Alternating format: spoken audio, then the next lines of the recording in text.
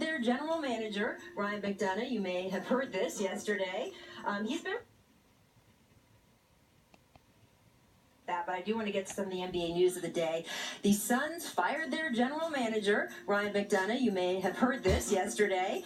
He's been with the franchise since 2013, and after the news broke, Suns owner Robert Sarver discussed his controversial decision to part ways with McDonough just 9 days before the season starts over the radio. Here is what he talked to 98.7 FM in Phoenix. Quote, "We discussed a number of opportunities I felt like were realistic in terms of what progress would look like, and ultimately for me, the rate of progress wasn't there where I thought it needed to be.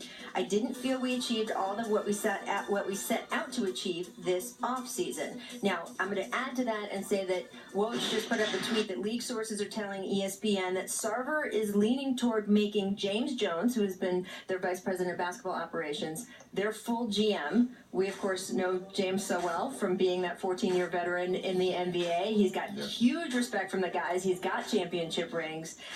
What's your gut on this, Nick, when you look at the mechanics of Phoenix and how things are working out there? If you had doubts about McDonough, Rich, why did you let him build the roster this summer, hire the coach, make the important #1 draft pick, make some deals? Why did you let him go through all those machinations and then a few days before the season say, you know what, it's not good enough? If you were going to make the move at the end of the year and let the new person, James Jones, come in with a fresh slate.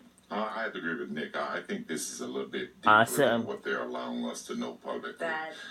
You know, some guys are just not able to bring in free agents. And, you know, you look at the situation in Phoenix, and a beautiful city, a great team with a lot of upside. They got the #1 pick in the draft this year. And, you know, you would think that they're one of the hottest young teams out there, but when a situation like this happens, it makes you realize that no one has. They're not a young team. I mean, it's interesting. Cherries and Reyes in that. Was a destination that players wanted to play beautiful for. City, great place to play. Yeah, and it's interesting. We heard Robert Sarver talk in the spring, and we talked about this on the show about how, we're going to get a high draft pick, and then I think our goals are to also, we have to. I think the Phoenix Suns gonna beat the Warriors. Okay, what before the Phoenix Suns had to when we looked at the list of beat the Blazers. The stupid, dumb young Blazers. To me at the time, who do you think? Even just in your plan, in your whiteboard plan, who do you think? Phoenix Suns awesome.